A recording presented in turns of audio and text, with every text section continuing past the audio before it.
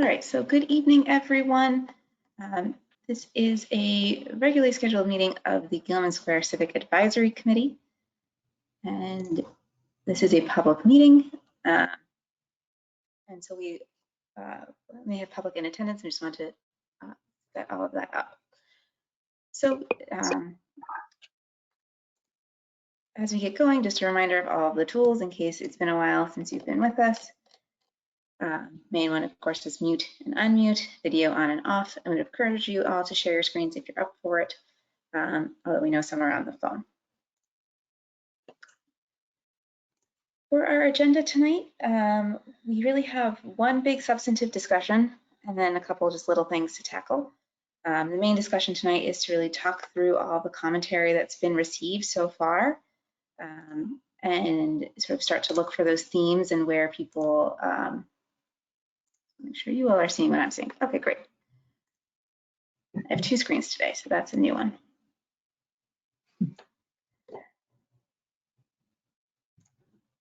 And so our goal is to sort of really talk through everything we have heard, but I just want to do a couple of those first things before we get there.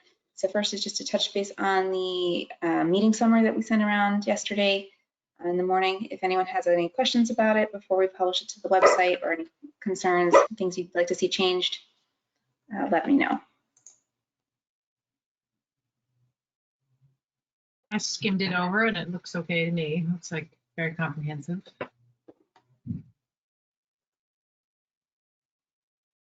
Okay. If there are no objections, then we will post it to the website as a summary of record of everything that was discussed last time. Seeing lots of nodding, so I'll take that as a yes. Excellent. Next, I want to give a chance for public comment. If anyone in the public would like to speak, there are two ways to do that.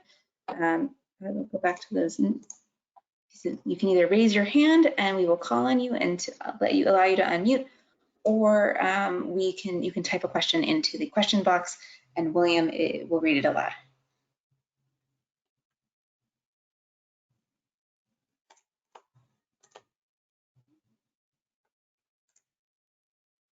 William, are you seeing any?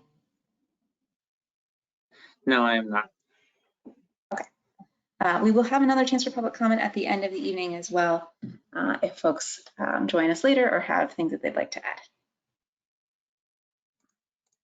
So with that, wanted to really dive right into taking that review of all the public comments we've received so far and start to think about how we're going to put this document summary of everything that we've been hearing together.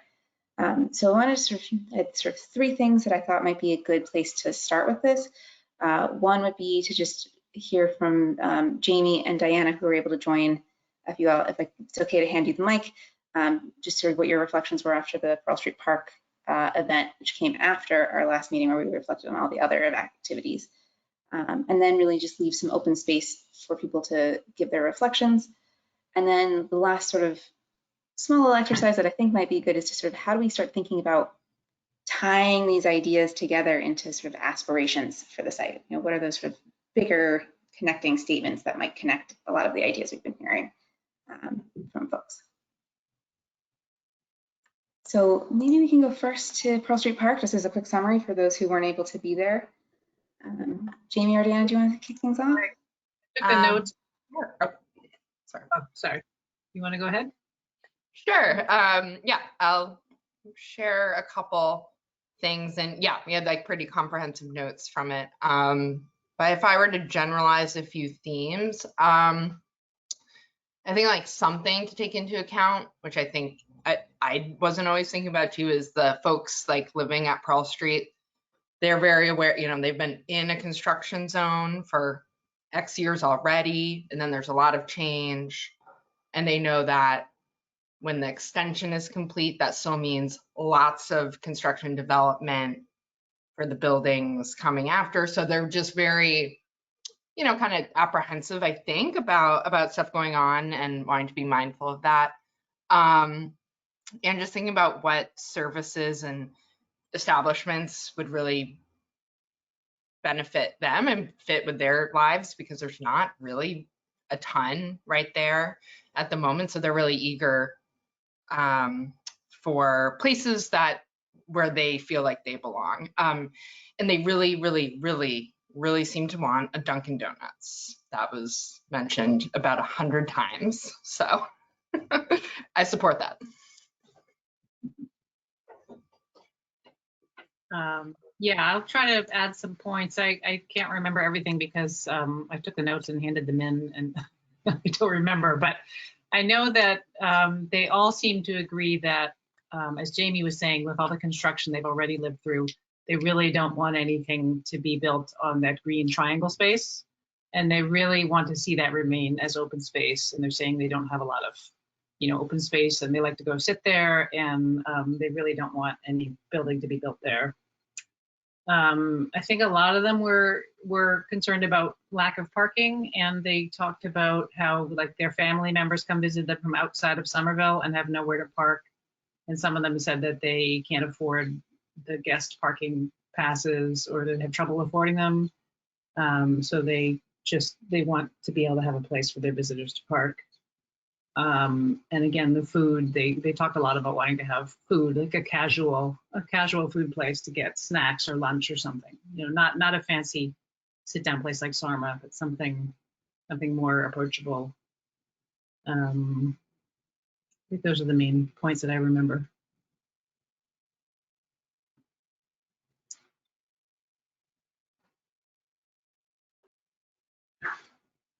And there was a lot of people there. There were maybe 20 people in the audience from the building.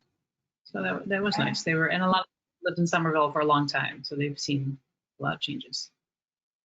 So we have a question from Ben that said, "Are residents from Pearl Street Park," in the chat, "are residents from Pearl Street Park sitting on the benches or in the grass of the triangle?" And Ben, to answer that a little bit, I think the main bench that they're mostly going to is the one right at the corner, like right adjacent to their property. By the driveway, there's a bench sort of facing Sarma, and that is like prime activity for a lot of the residents that we heard from. But it did sound like some are also using the grassy area to, walk their dog, or sort of roll up. I think one of the challenges that a few people put out was that accessibility can be a challenge, right? If you want to get on the grass, that's a little challenging for someone who might have mobility limitations. Yeah, when I walked home after the meeting and I took another look at that triangle, and of course it's sloping, and it has a staircase going through it. So if you can walk up a staircase, once they open Medford Street, that would be something to do. But there's not actually any seating in the triangle. It's only benches on the perimeter, like there's a little concrete area carved out in front of the grass, I think. But you can't actually go and be in the middle of the green space and enjoy it if you're somebody maybe with a walker or a wheelchair. So I think, maybe there's a way to build a wheelchair accessible ramp that goes into the middle of the space and add better landscaping so that it's space right in the middle of it. And that would be more benefit to the residents, perhaps.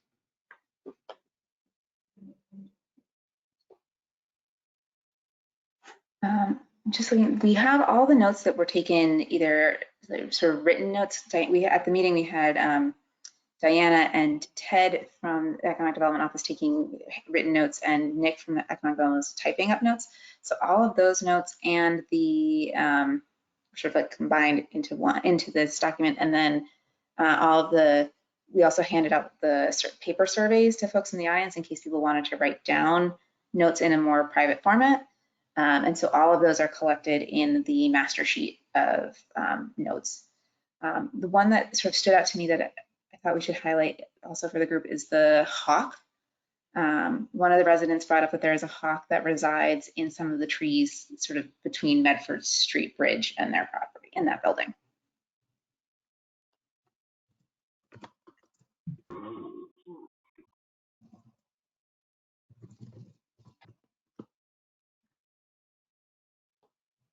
Anything else? Any other questions folks have about what we heard there specifically?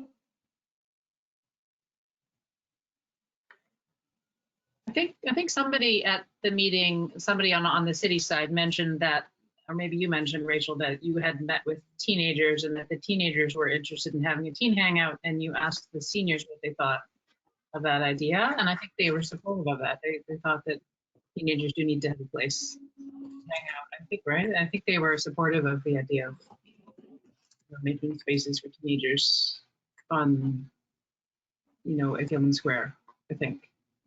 I think so. I think verbally everyone was in support. I did see one handwritten one that was less supportive. Yeah.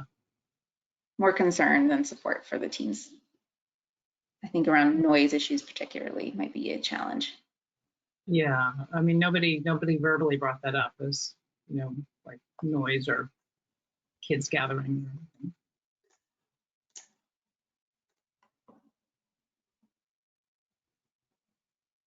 Should we turn then to sort of the bigger picture and look at it all together?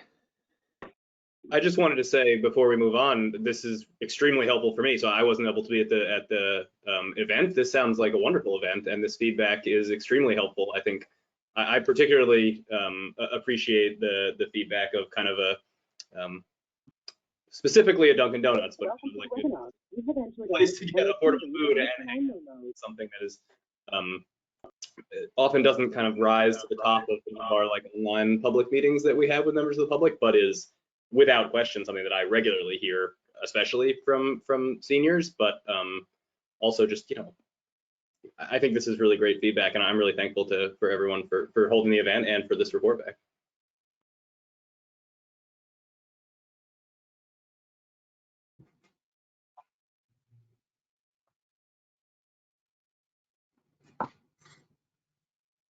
But you're muted, Rachel. Rachel. That would help. Rachel. Yes. Councilor Klinger. Yeah. So yeah, just to kind of emphasize some of the points that were brought up. I think I want to say that the mention of the bench that's there was there was like sentimental connection to it. So I think that's something to definitely be noted. If whatever happens there, even if things get reconfigured or whatever.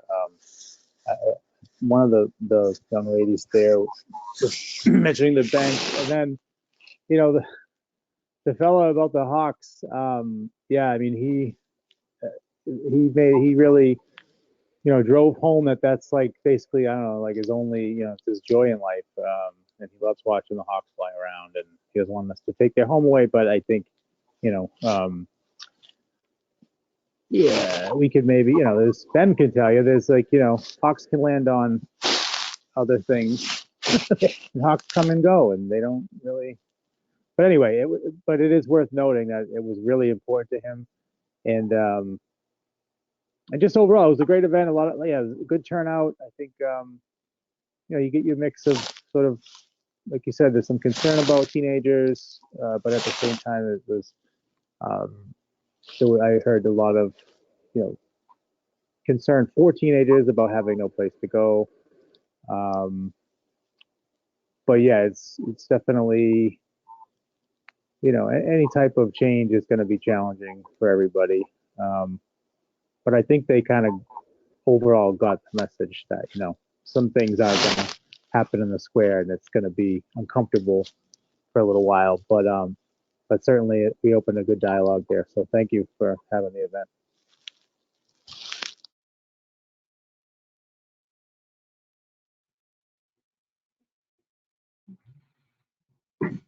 So why don't we turn broader perspective?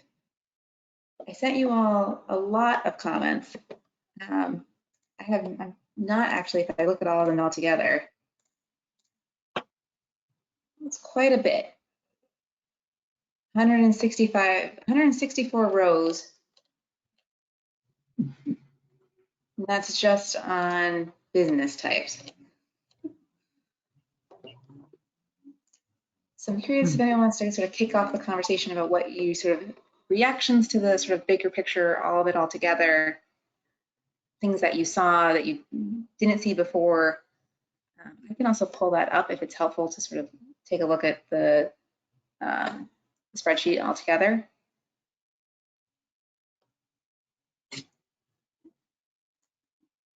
Let's see if I can do that.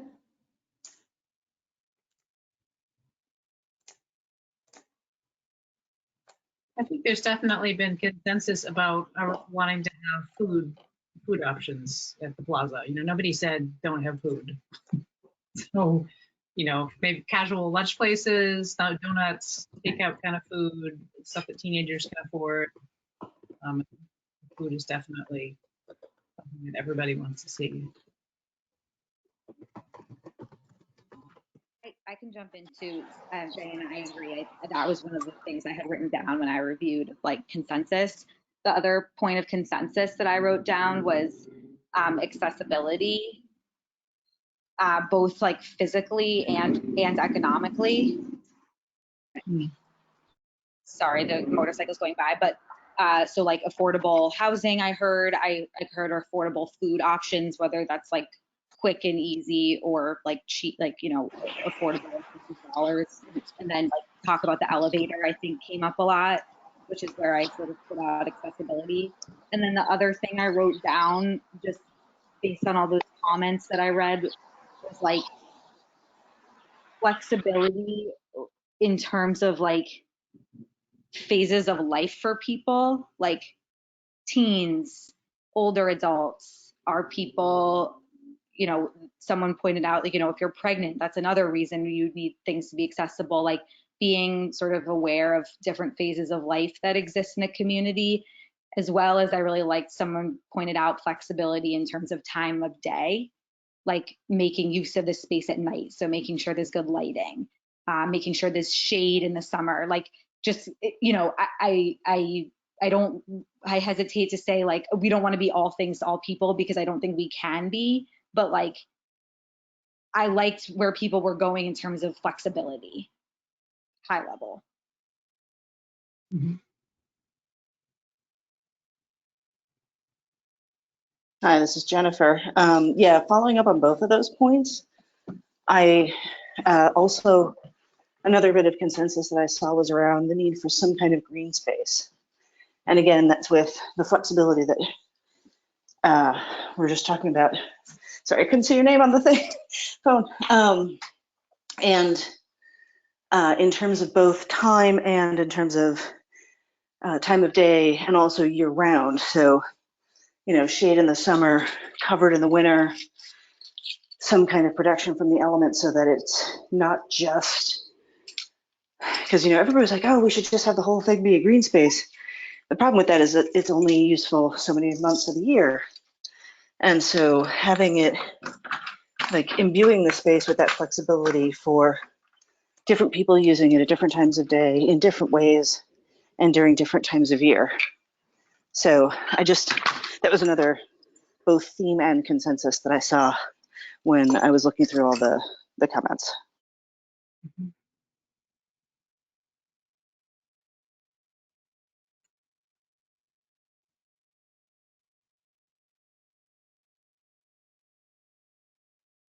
I think there's also been consensus on some kind of a community use on the site. So whether that's the YMCA or artist housing or artist studios, or, you know, people have talked about music or music venues. I think, I don't know, I forget what the other ones were, but I think definitely some sort of a community use is something people want to see.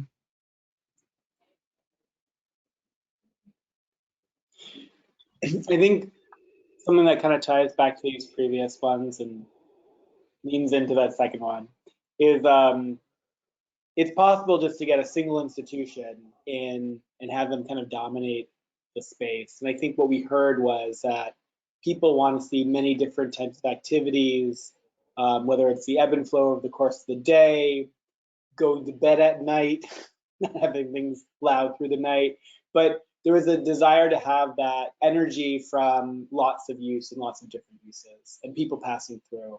So, you know, we could look as close as City Hall to see, you know, and up there, the high school of like big institutions that have lots of people pass through, but the energy, you know, is very cyclical in a way that we don't exactly want. We want to have more sustained, you know, more intimate energy throughout every day. And I think that kind of plays into both, like, not just having one giant institution, but having lots of different buildings, companies, services available, and also having like lots of different spaces, and not just a giant open space or Apple ones.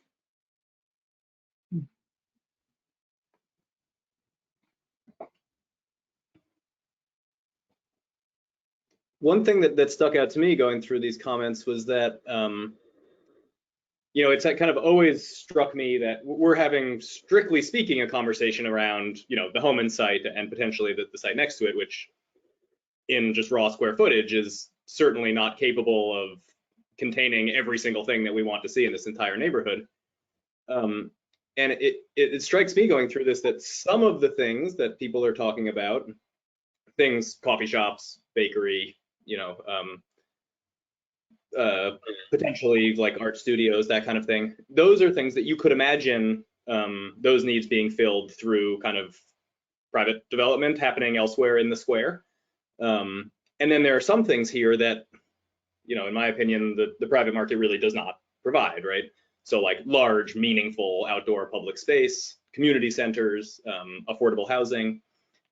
And so to me, it's really helpful to me to go through this and sort of bin things into what are the things that we really feel like as, representatives of the public, as the city, we think are absolutely critical for us to advocate to be included on the kind of public side of this development, and what are the things that, we can use tools like zoning, like, working with private developers to advocate, elsewhere in the square, needs that don't really need, public subsidy and that kind of thing. So I think, I haven't done this comprehensively, but it's starting to kind of become clearer that some of the things it's really clear the neighborhood wants, I think, are extremely doable kind of through traditional means, and the other ones are going to take, central planning and concerted public action. Now, along those lines, I was wondering about that too, Ben. So it's nice that you brought that up. And I actually asked Rachel about it, and keep me honest, Rachel, my understanding was right now we are just trying to funnel all the desires and mapping it into what property or what mechanism to get it, into our neighborhood is like a different series of or process, or multiple processes. Because yeah, exactly. Like I think some things are very easy. Coffee shops can go anywhere. So we, but I know that if I passed through and I didn't have a coffee shop there, I'd be like, really, Winter Hill? I have to go all the way to Brewing, man. It'd be a real letdown on my way to the subway. So. Well, sorry, go ahead, Melinda. Thank you. I just wanted to ask to that end also, in terms of the access then to the T, that's obviously not private development. Is that now totally the city's responsibility? Is the MBTA absolved of having to help us with that, or? Correct. The MBTA is out of the picture when it comes to expanding beyond the two entrances that exist. Now, obviously, they have to be part of the conversation, right? But it is not something that is going to be part of the budget. The city has been working towards, building up capacity to take on these projects, the filling in the gaps of what didn't come about as part of the MBTA plan, right? There was supposed to be more investment than they stripped things out. And so we're working towards, being able to fund those aspects. I think one of the things that's been pointed out as we've been looking at various ideas around this are if you can integrate that into a structure, right? If you can integrate that access into whatever gets built, you do get an economy of scale, right? And so if you can build that public elevator core as the corner of a building, right? That elevator core structure, all the steel that holds it up, can also hold up the building, right? And so you get some cost benefits to being able to do these things together. Similarly, like if you're doing ramps and things like that, like if they're integrated into the open space or the building design, you can sort of start to tie these things together and make it one thing as opposed to elevator and then building separately.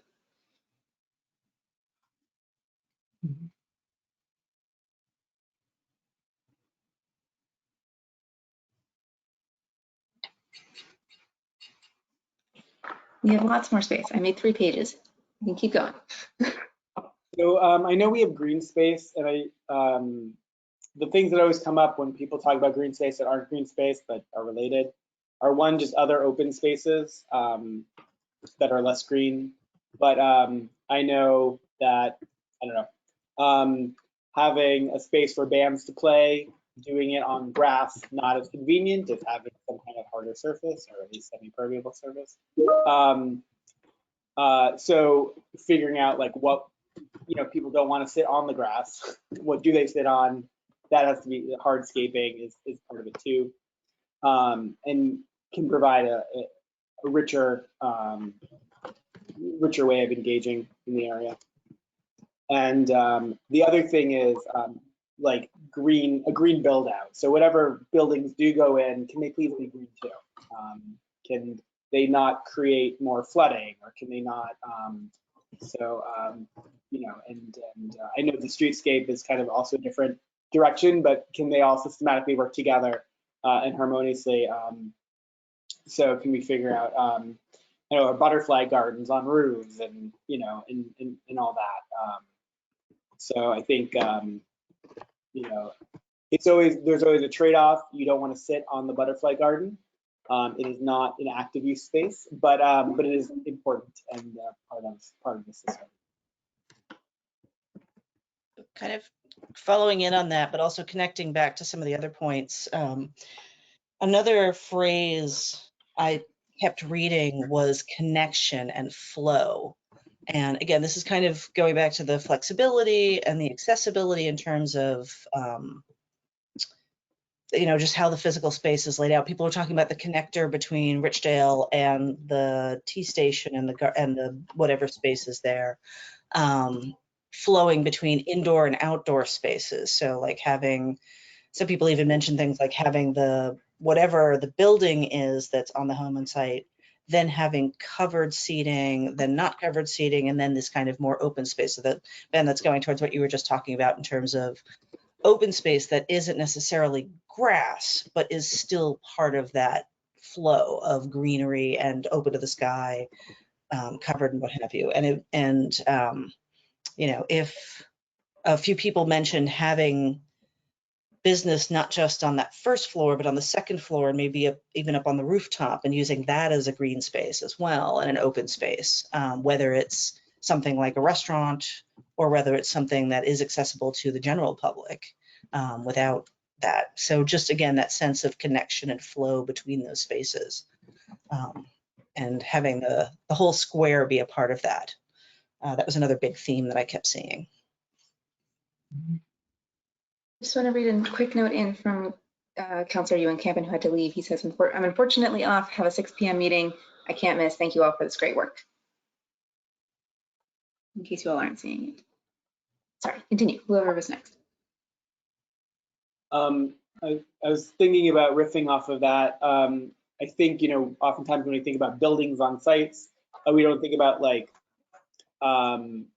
those transition spaces. So whether that's like open air seating, I think we've all enjoyed lots of outdoor seating these last couple of years. But I think there are a lot of spaces where it's like beer halls sort of thing where people can come and go, or whether it's a space for like a market. So some kind of like roof where people can gather underneath it, even if it's just a cloth roof. Like, what are those types of spaces as well? And how can we make it flexible for those uses if it's not permanently always on all the time? Calling that a both and space. I have a question sort of going off of that, those 2 points. I was sort of like reading like some of the flexibility and flow as well. But I felt like I was also getting a sense, particularly in some of the YMCA comments and a couple others, for like some craving of like some structured and kind of like targeted programming. And I wondered if folks like were getting sort of a clear kind of trend either way, or if it was more of like a both conversation, because I was kind of picking up on both, and maybe I couldn't tell if like the kind of flowy flexibility was resonating more with me, or if that was like really the trend I was reading. But I wondered if anyone else was getting kind of a clearer picture. Like, I feel like when I was reading it, it was the flow and flexibility was less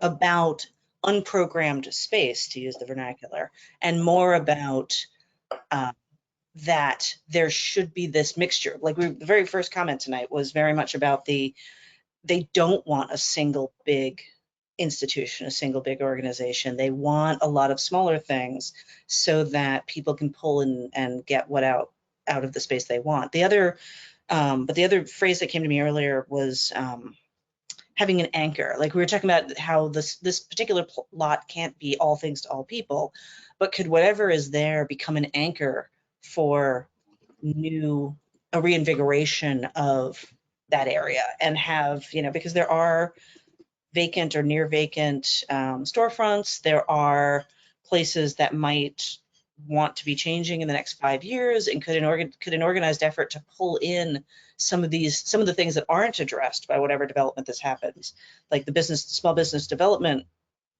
part of government can say, hey, we know there's a need in this area for blah.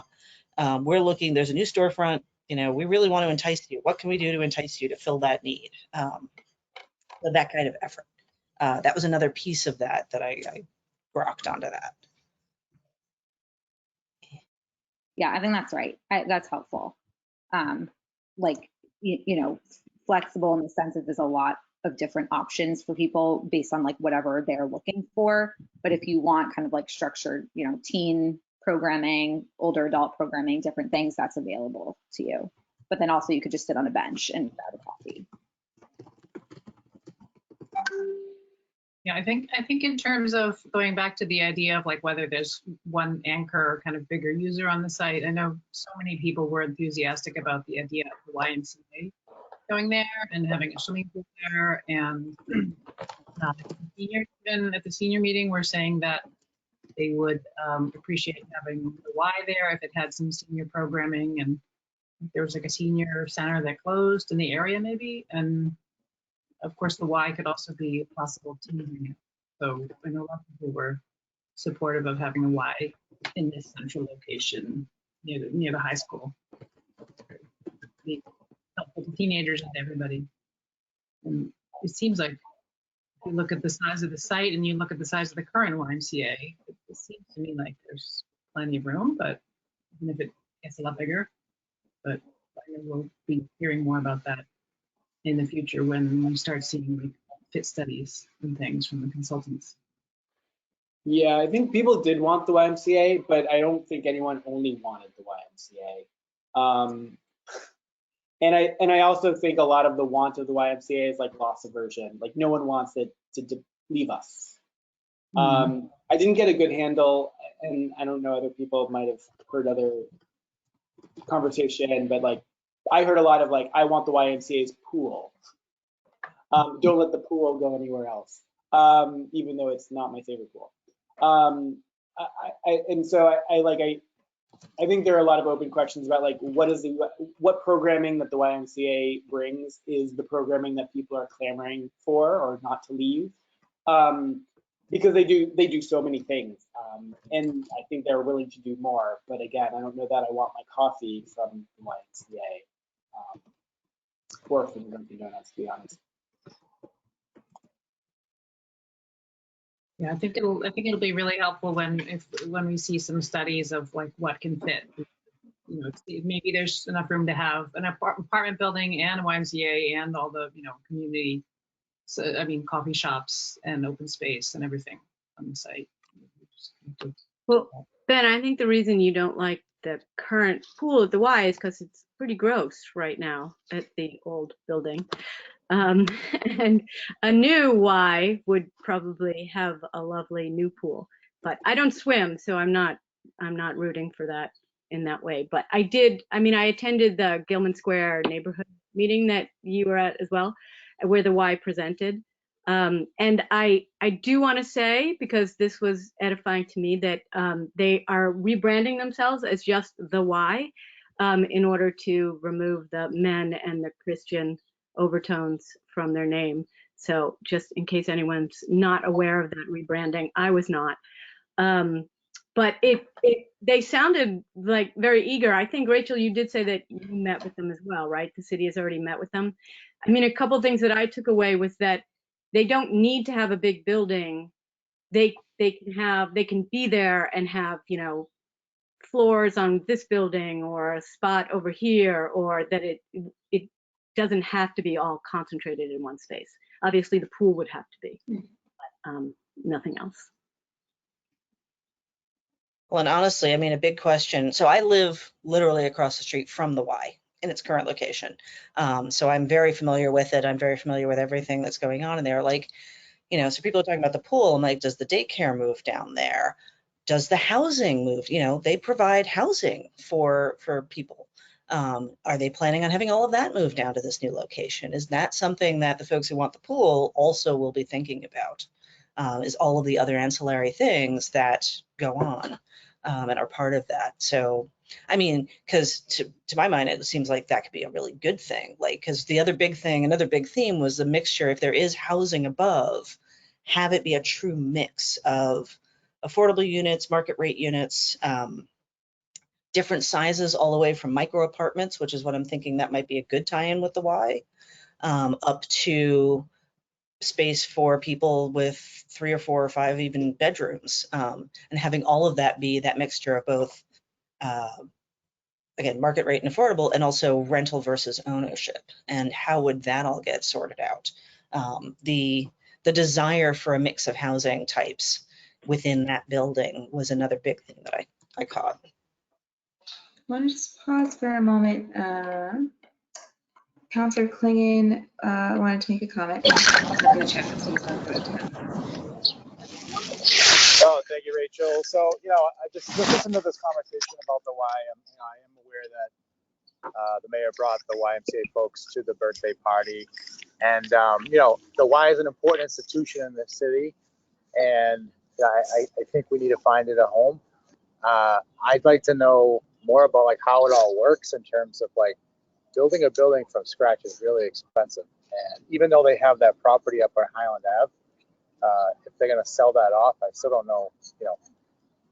I'm just curious of what it really is going to take to make the Y a reality down in the square, and maybe there's a place for the Y integrated into a building, a private building, where it takes up 3 floors or something.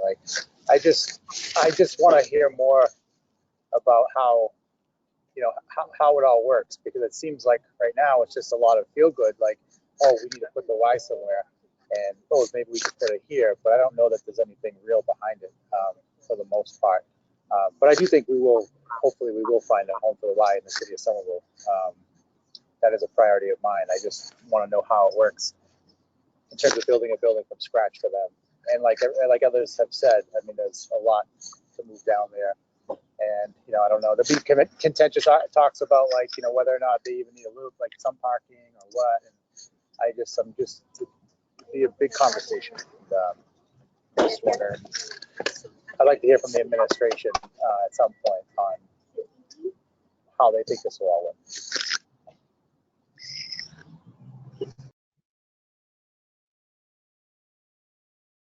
And I don't want to only talk about the Y, but I also think that if we had the street activity like what's in front of the Y right now, then people would feel really let down, because I do think people want more engagement, more connection between neighbors happening at the street level than what's up there right now. So just wanted to throw that out there. Yeah, I'll say at the park Street Apartments meeting, why also did come up, but definitely not in the sense of like memberships for fitness or the pool, at least as it is now. Everyone said they were like, I can't afford that, even at the reduced rate, like that's not available to me. So I think, but they still spoke positively about it. So I think it was maybe more just as far as it can provide, maybe, yeah, a meeting space, just a logical place for people to come together that's not their house or like the sidewalk, I guess.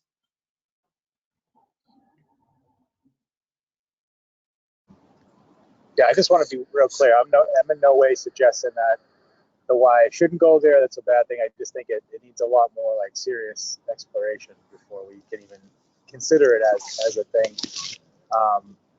You know, if you do think there is creative ways to do things, if you do think about the YMCA in Chinatown, it's kind of built into another building. But anyway, enough about the Y for now, I think. Most people want to talk more about it, it's fine. I want to make sure I give a chance also to those who we haven't heard from. So Lisa and Jack, also feel free. If we have, want to make sure we leave space for you as well. So I don't know if you can hear us. Hi, it's Lisa. I can hear you. Thank you. Excellent. Yeah, I mean, to be honest, I think a lot of it has been covered. The only thing I will say is that, you know, I have this, you know, I have the yoga studio right in that location, and people always say what they want, and I'm always trying to like change my business, and then they don't show up. So it's really, you know, I'm listening to all of this and I'm thinking to myself, like, you know, you hope that what people say and what they want, that actually they're going to use it and show up, because that's been quite a frustrating thing for myself. I'm trying to always, you know, please everyone, and then you know, we want kids classes, we want this class, and then you come up with it, and then, you know, it doesn't quite go over so well. So that's the only thing I'm thinking, and I don't know if there's any way to, you know, sort of flesh that out without just doing it, but it's just something I think to be mindful for, just because it's been a struggle for my business there. And I've seen people say, you know, we want a yoga studio, but there is one there. But then we're trying to offer all the things that they want, but, you know, then people just end up calling and they don't show up. So just something I thought I was thinking of while we were all discussing all of this. So.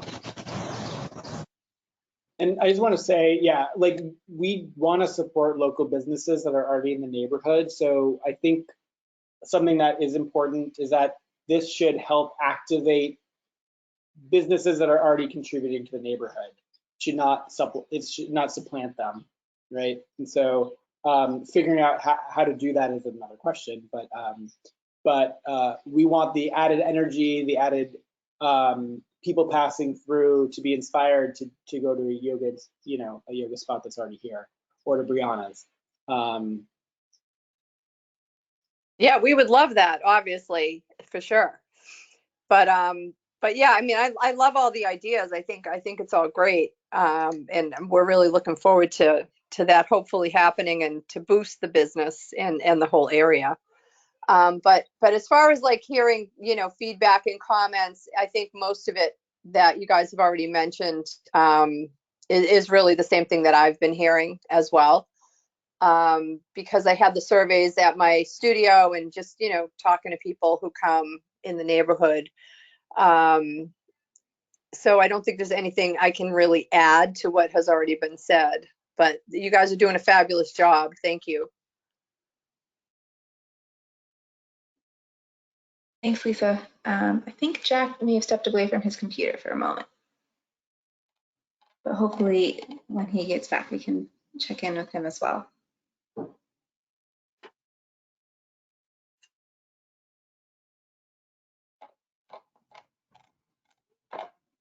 The other, so we can come back to this list also, unless if anyone has anything, if no one has anything pressing on their minds.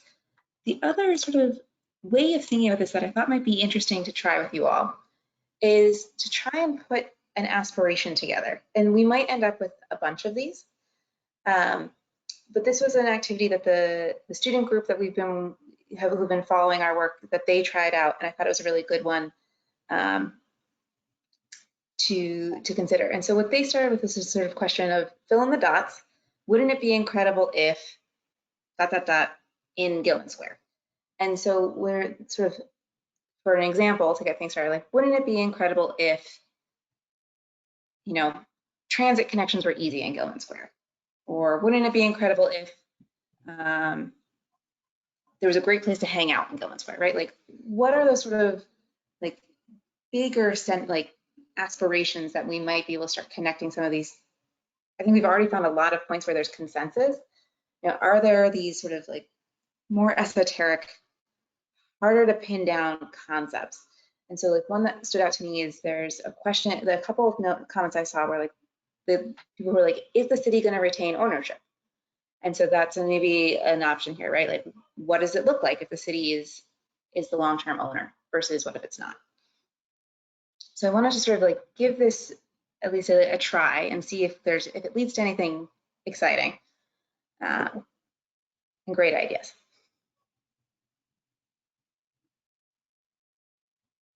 I don't know if anyone wants to start or has an idea.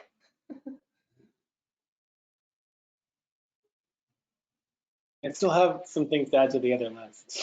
Let's do it. We can go back to that list too. Yeah, that's okay. I don't want to short circuit this. I have aspirations too for Gilman Square.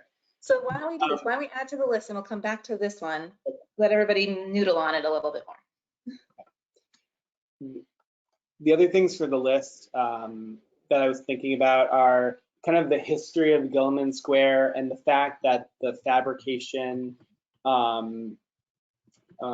like the legacy of fabrication and artists being in the community is something that we should celebrate. We do have some spaces that are already here, but I think that making sure that's very special to the neighborhood and being able to celebrate that in whatever is developed is, I think, also really important.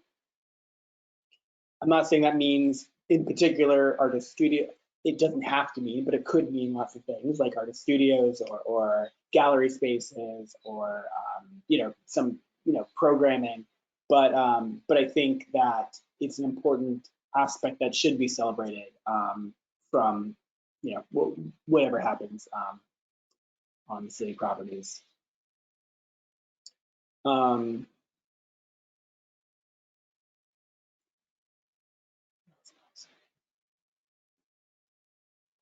I would like to add to what you said, Ben, and thinking about, wouldn't it be great in Gilman Square? Wouldn't it be great if there was some more great architecture in Gilman Square? I mean, I love the piano building, and it's alone, so right now. So it would be nice if it had something lovely on either side or across the street.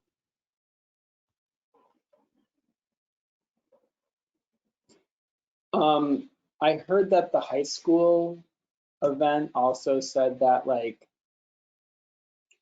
while it's lovely for adults to get together and commune over alcoholic beverages, it would be nice for there all to be spaces that are not only centered around alcohol, whatever that means, so that people under 21 can also gather.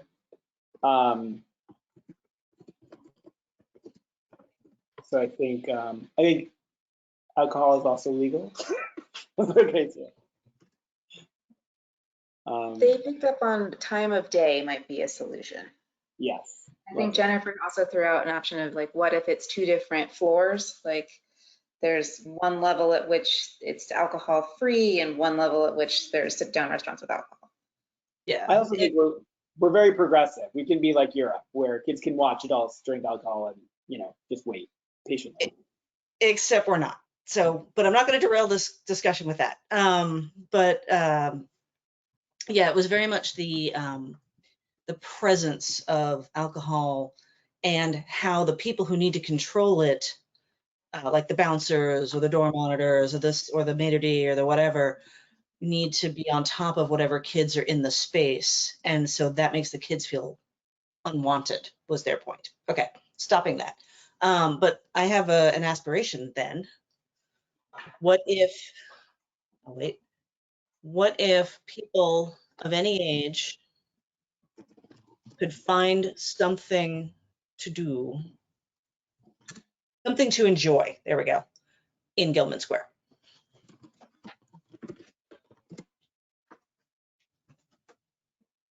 It's a nice one.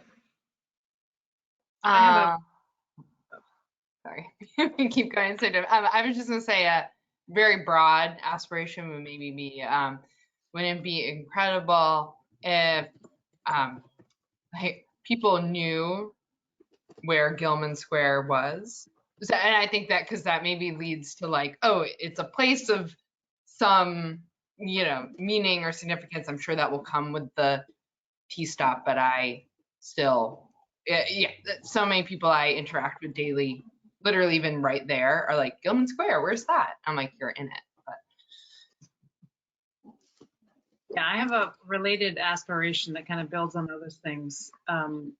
Wouldn't it be incredible if Gilman Square had such a strong sense of place and comfortable outdoor environment that people just wanted to go there to hang out and people watch, just wanted to be there?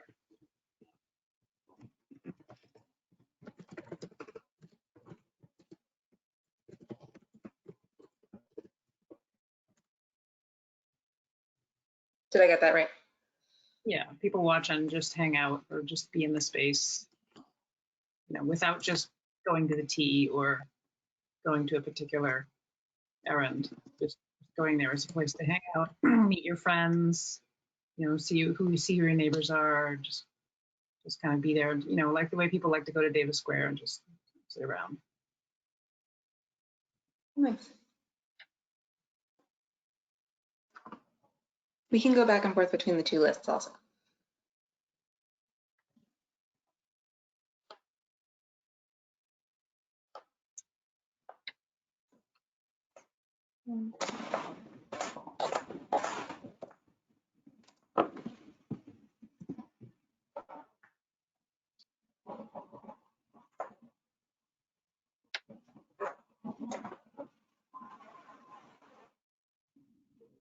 Make sure I'm not missing the folks on the phone. Counselor Klingon, Lisa.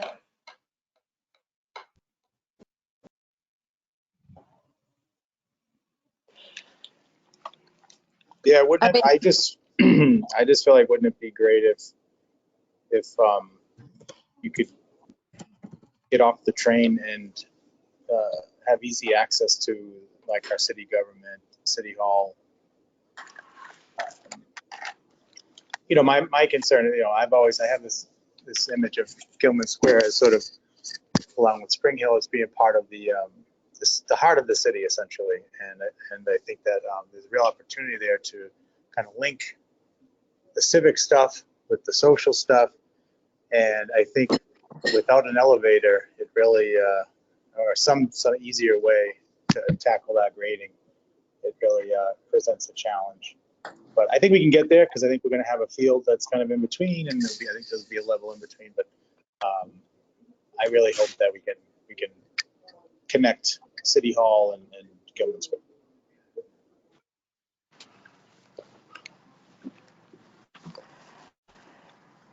This is Lisa. One thing that I did when I was a kid, my dad would make us a skating rink in our backyard, and we sledded on that hill as a child. So I now live in the Fresh Pond area of Cambridge, and we have a sled hill and ice skating rinks. So when I think about aspirationally, I would love to see sort of sledding and ice skating, and then in the summer we do picnics and walk our dogs around, and you know, tennis and pickleball, and so, you know, some sort of a court that could be used for skating in the winter, and, you know, who knows, basketball or something else in the summer. But that's where we spend a lot of our time, and it's great if you have like a place where the parents can maybe sit, grab a bite, watch the kids overlooking sort of this this kind of court where the parents can kind of sit, have a hot chocolate, watch the kids skate, that kind of aspirational as a mother is really kind of cool when you have a space like that where you can sit and enjoy with the adults and the kids can kind of be doing something, playing.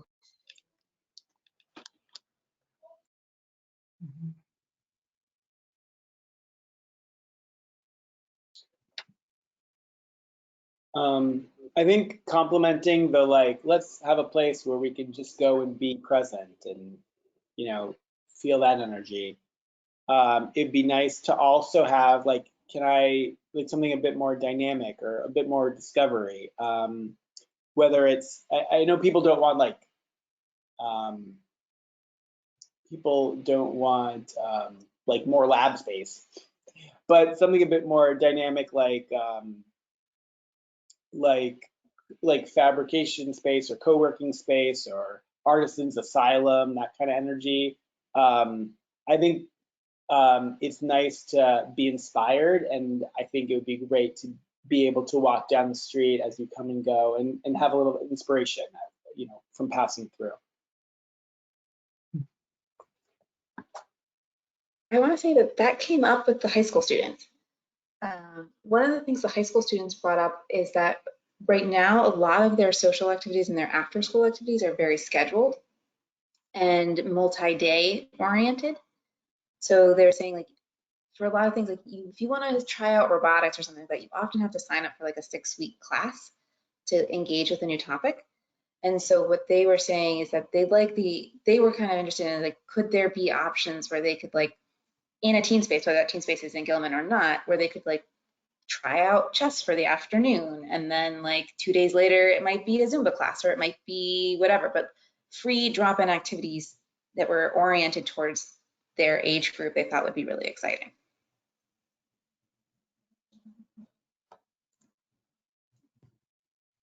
Jack, I just wanted to check anything you want to add to our list. We have sort of 2 lists going, things we're seeing in the notes and aspirations for the site.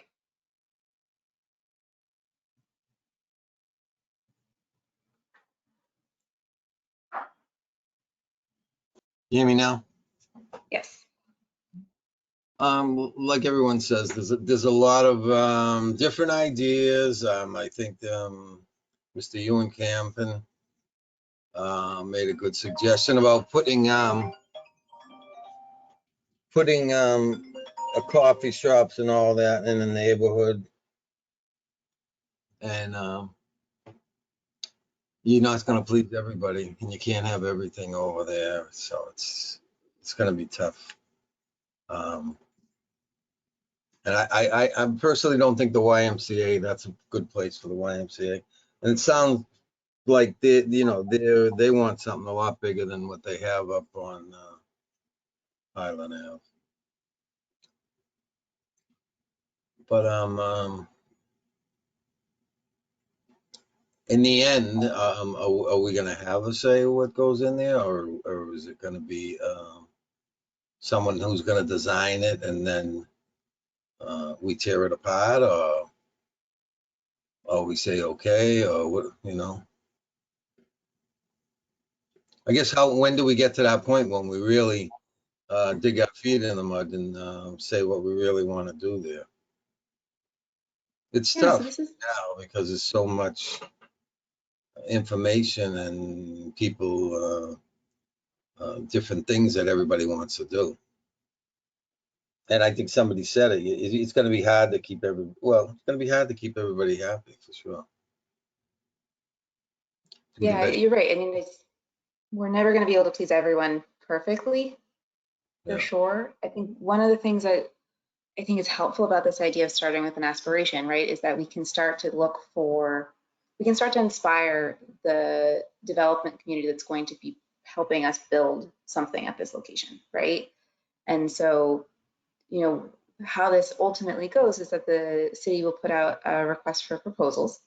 We're looking at what exactly that process is going to look like still. We're trying to build that calendar of how we're going to get to that decision point. What are those milestones in terms of the selection process? You all will be involved in that process for sure. but there's sort of like multiple steps, right? So do we start with a request for qualifications and then with a request for Jack, not to put you on the spot, Jesse here, but I know you're multi-generations of you have your grandchildren now, your children. I know you have a lot of opinions about like places that you might want to go, and your voice is important, represents like a big part of the population, and just I think this is more just kind of like wishful thinking, but like what like recently I was up in Salem, New Hampshire, and they built this whole thing where the Rockingham track was, and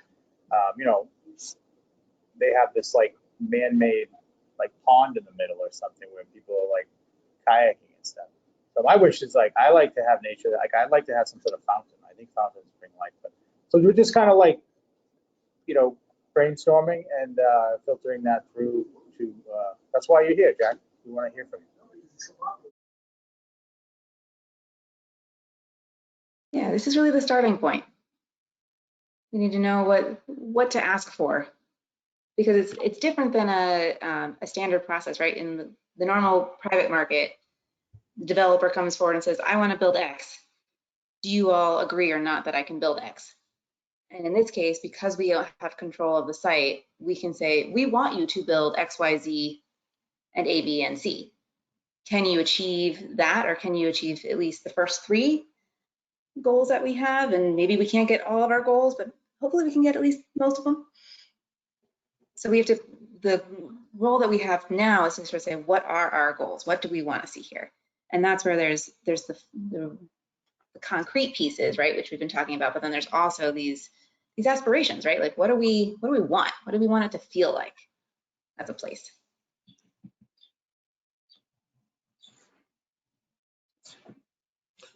I guess first of all, you should look at the station and see. I mean, I know it was modified from what they all were, from what originally they're supposed to be. Because you're talking about making something come over the tracks and have an elevator on this side. I mean, maybe you should look at that first and decide what you'd want to do to that, and then move on to the design. But I don't know. I really don't have an answer. It's going to be, is it the people that speak out the loudest that you give in to them, or do we all get together and vote and say, that's not a bad idea. Let's do it. Yeah, so the way we've set this up is really that we're looking first and foremost through all of these meetings where there seems to be coalescing of ideas. Right? Where are those points where people seem to be agreeing? And as folks have been pointing out this evening, there seems to be a lot of agreement around some kind of elevator access down to the square, some amount of affordable food options, some amount of diverse housing, right? There seems to be these points of consensus people are finding in all those notes from all those people we've talked to. And we've been talking to at least 100 people, probably more like 200 people.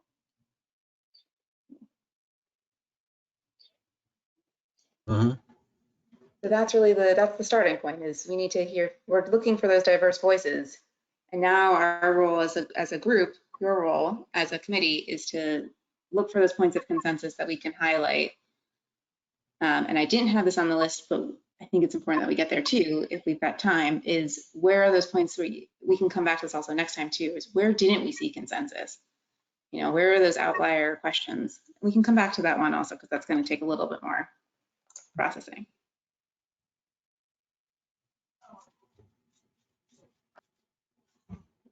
So, all right, go ahead.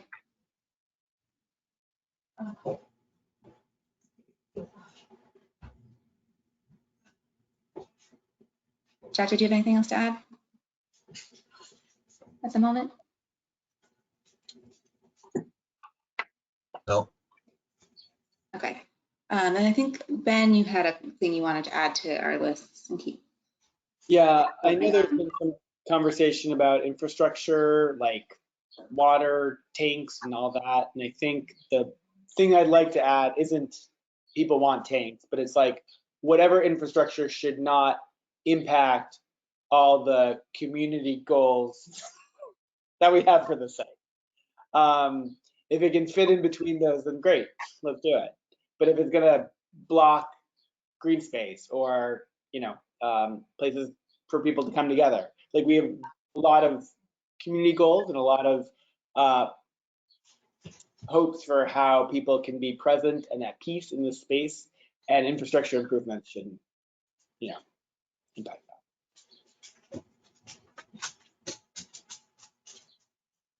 Yeah, that this interest in green, like in stormwater management and concerns around flooding seem to both be very high on the list of frequency.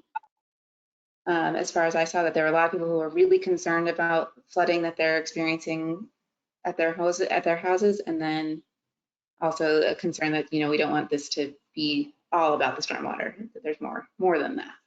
Those seem to be kind of two ends of the spectrum. And I definitely think this is one of those things where, like Ben earlier said, you know, like we have a lot of desires for, you know, for this space. What is actually something for the home and site, right? Is stormwater necessarily for that? Or, you know, we have pipes going everywhere. They can go somewhere else. Bring that stormwater elsewhere. So I think those are some of those, you know, ongoing questions.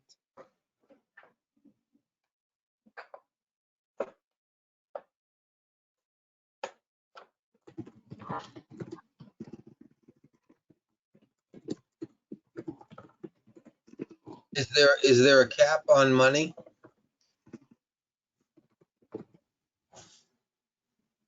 Not necessarily. I think that's another piece we're still trying to sort through is what is with all of the goals that we're hearing, how does financeability fit into it? And I think that's a layer that we have to sort of sort out once we have this list. And that's the role that HRNA, our consultants, is going to play, is to help us understand,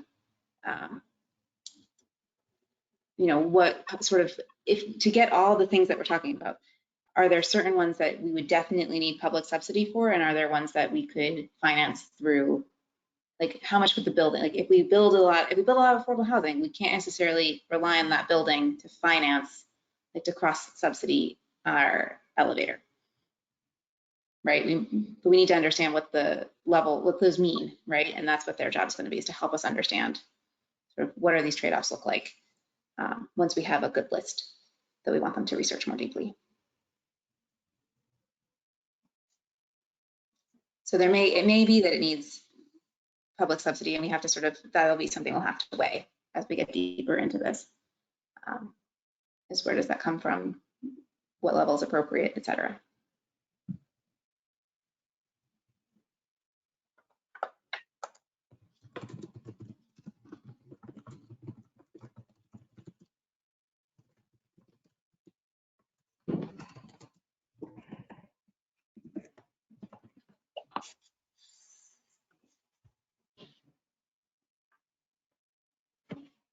So I'm going to throw out any last thoughts on either of these before we turn to, I wanted to spend a couple of minutes talking about sort of document preparation also. Any last thoughts though before we move to that?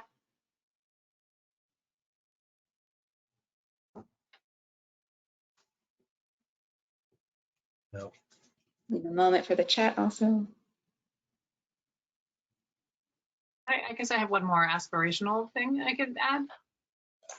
What if the development here set an example of how to successfully integrate some publicly accessible space into private development?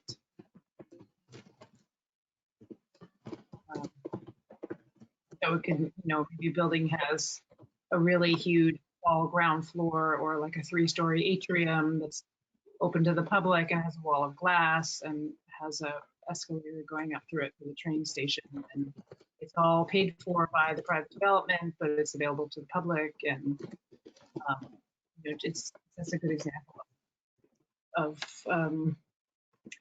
how you can get those kinds of spaces built without using much or any city money. It's like, you know, in New York City for a long time, they had a requirement that a big office building would have to build a publicly accessible plaza or atrium, but the way they were designed often made them look private. People didn't want to use them and they didn't feel welcome going in there. But there are ways to make them feel more transparent and open. And so that some of the open space could be maybe indoor sheltered or partially sheltered space for that wintertime usage that people are interested in having.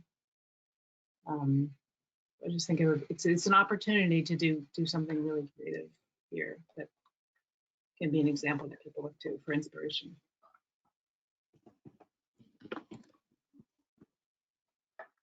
Great. So we have just about 15 minutes left. Want to make sure we talk just briefly about document prep, and then make sure we leave a moment also for any other questions or comments sort of outside of this piece, if there's anything we missed that we need to sort of have on our radar, and also for public comment at the end. So very briefly, I wanted to sort of just run this by you all and see if where we were at the end of last meeting is still where people have a sense of where this wants to go in terms of how we present this out to the rest of the community. So what we talked about last month is putting together some sort of document that shares out both sort of information about the site. I think that came up a lot in the end of our conversation last time, was that, you know, having whatever our document summary has some amount of site information, like a good map, some context around what else is going on in the area, and then maybe also about the process and, you know, what we've been going through. But then also when it comes to this, you know, in summary of all the engagement that we've had and all this feedback we've been receiving, the one specific note that we had from last time is that there should be some sort of table of common themes and also where the venues in which we heard them from. So like, did it come up with the seniors versus did it come up with the teens versus the meeting, like the workshop times versus the tabling times, have that sort of coded in our whatever table we put out. I wanted to sort of see if other people thought, I was sort of thinking reading all of those, maybe 2 pages is a good limit, like one side that's site information and one side that's pulling all this together. Definitely think 2 pages is a good limit because you can do it as, you know, both sides of a single paper, so that there's no risk of half of the information being lost somehow. That was always, when we were at the library, you always wanted to get things, or as a trainer, you know, you always want to get things down to one piece of paper as often as possible. Sometimes you can't, but whenever you can, you increase the probability that people will actually have all the information that you've given them at any given moment after you've given it to them.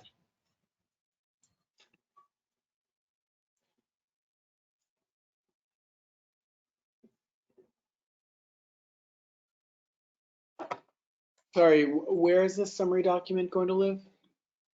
So that's a great question. So the thought was, one, of course, we have the city website where it can live, but I was thinking that it might make sense to actually have some physical copies we can hand out, which is why I landed on 2 pages. But if we do a strictly internet-based piece, we could go a slightly different format. But what I liked about a physical format is also like Pearl Street Park residents, they definitely, we heard from them is that, you know, many are not digital.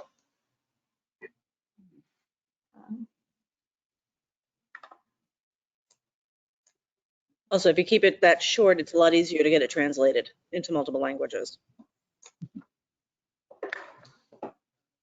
Yeah, and we will translate this piece. I think that's been something that we've been hearing from our work with the interpreters, is that it would be helpful if we had like a one-sheeter about what's going on. So this is a nice opportunity to sort of take stock of where we are in our process and what we've been hearing, so we can share that out. Does it make sense to also include a small section on next steps so that people can see the time frame of, like, you know, what HRNA is going to be doing, and, you know, when we're going to learn more about the stormwater tank and various other things that feed into the, you know, the planning for this? And That's a great point. inspire some people to come to more meetings if they want to hear about one of these things.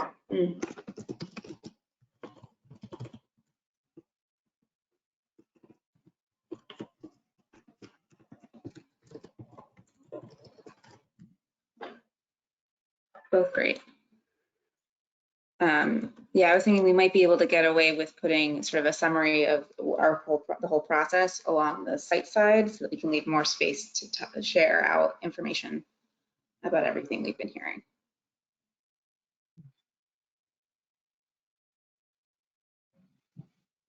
The other place that this will go is that ultimately the role of this group is to provide advice about what you've been hearing in the neighborhood and where the community is, where the Gilman Square community is at the moment, to those that will have to make more formal decisions about about where we go with this. So that's the City Council and also to the community, the Somerville Redevelopment Authority. And so, because the Somerville Redevelopment Authority may be involved depending on how things work out with the options around the mobile site, they may have to take action around those decisions. So if we can, the goal is that we also give this sort of as an update on the process to both of those boards.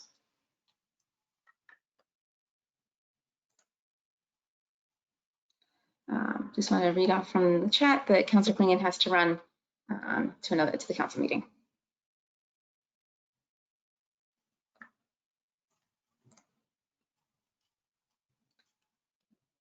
So with this, what I'm tempted to do is we talked about last time, and I wanted to just sort of jump to this calendar, is that we had talked last time about spending our next meeting also talking about this document.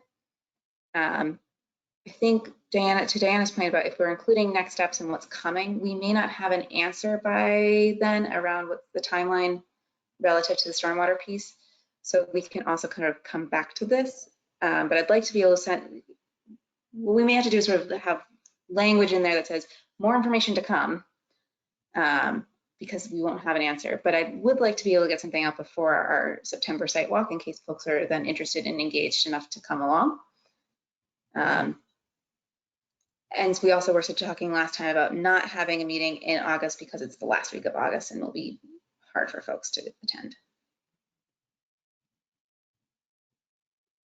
So with this schedule in mind, what I'm thinking is that I will try and get a draft of what this could look like with a lot of the language that you all pulled out today into that. And that way there's something to review for next time and we can see what's missing and see if we can sort of fill in the gaps and be ready with a document that sort of represents what you all have been hearing that we can distribute in August ahead of that September meeting.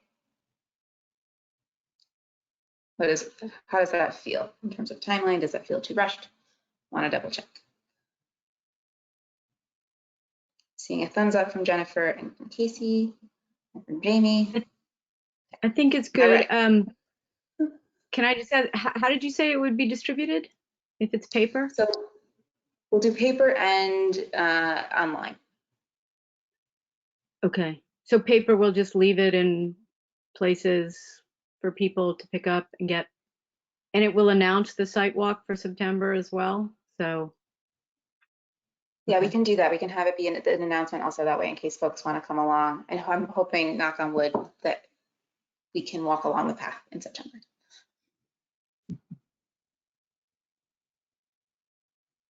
Late summer to me says, by September, we should have a station. Fingers crossed. Okay, so then I will make that the plan and get something to you all again with some time to review, like with last time with all of those documents. I'm going to set myself an internal deadline of making that happen in the next couple of weeks. Before we turn to, oops, that is old. That should say other business. That should be this one. The numbers are off, I'm sorry. The only other thing we had on our agenda from the beginning is other business not reasonably anticipated. I did want to give a minute or so. Is there anything anyone wanted to bring up that was not part of today's discussion already?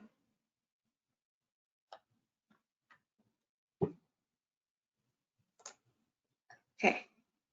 Hearing none, I do want to leave a minute also for an opening for public comment.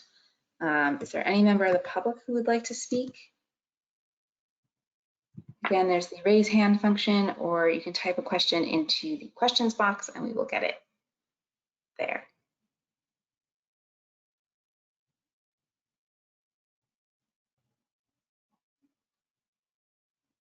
Looks like it's all clear, Rachel. Okay.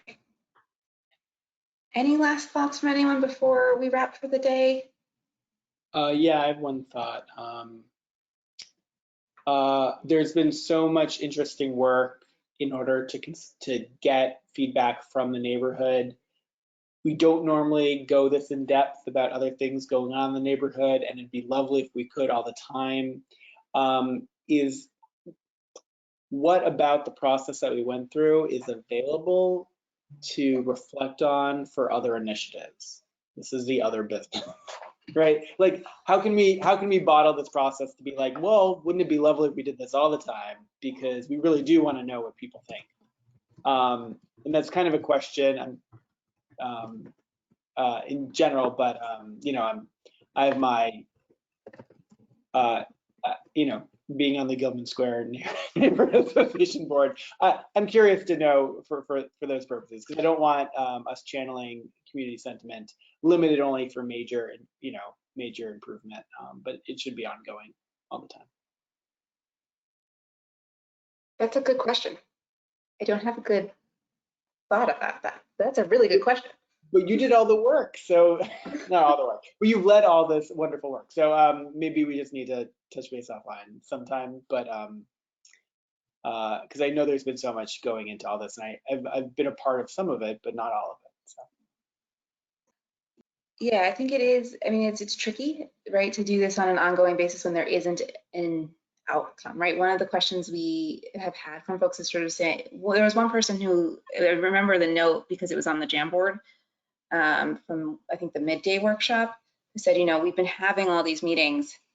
Like, how do we know it's going somewhere?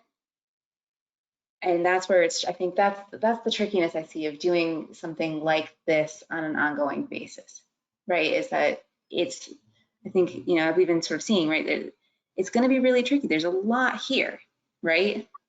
And like, this is a big project, but in a more general sense, it's a harder thing to sort of get people to give dedicated time when they, you know, for little things and that are piquing their interest as opposed to the big thing that, you know. And yeah. I still have a hope that we'll get, as we continue down this process, right, we're gonna, the amount of engagement we've done so far is going to grow, right, as there's more visible change, right, as the station opens, as the lot gets restored, as we start thinking about what happens in the lot until there's a building, right, there's going to be a time where there's just a gravel patch. That gravel patch, like gravel lots are not necessarily a bad thing. That's an opportunity to do something, right? And maybe bring people to the site and get them aware of it and what could happen here. You know, I think we're gonna get more people actually engaged as we go through this process than we have so far. When do you anticipate a gravel lot? We don't know yet. The T has to restore the site to us. The T ultimately will restore the site to a flat something.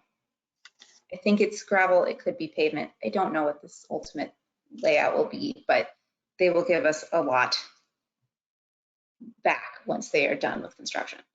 The timeline of the restoration, I don't know when that comes in. We've been sort of understanding, you know, yes, the station is due to open still late summer. The timeline of them exiting the site is unknown, right? All priority is at the moment on getting access to the station, getting people moving.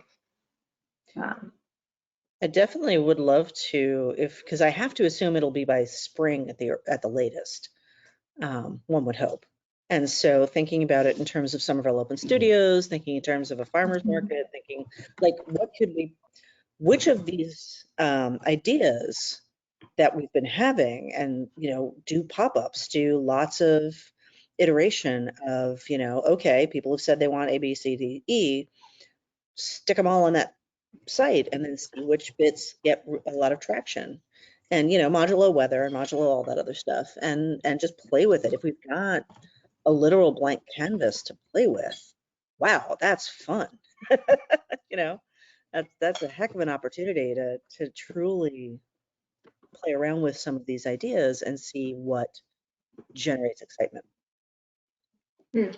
I'm also curious about our block party, so maybe not this year, but maybe next year. Well, yeah, totally. Exactly. Same thing.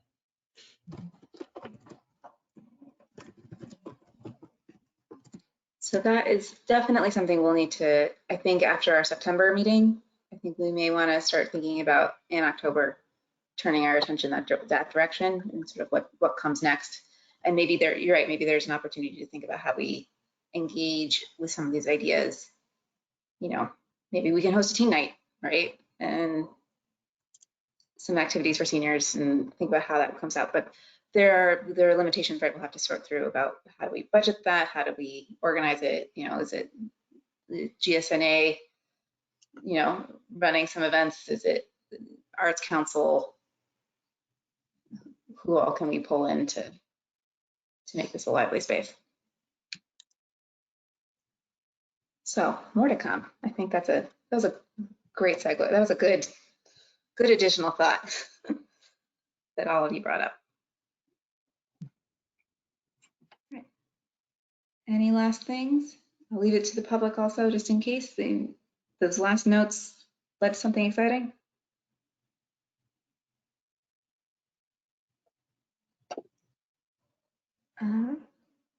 Hearing none, it is 6:58. Should we call it for the day? Sure. Okay. Thank you all. We'll see you next month, and I will send you a draft to look at before then. Thanks, Rachel. Thanks all. Thank you. Thank you. Thank you. Bye, everyone.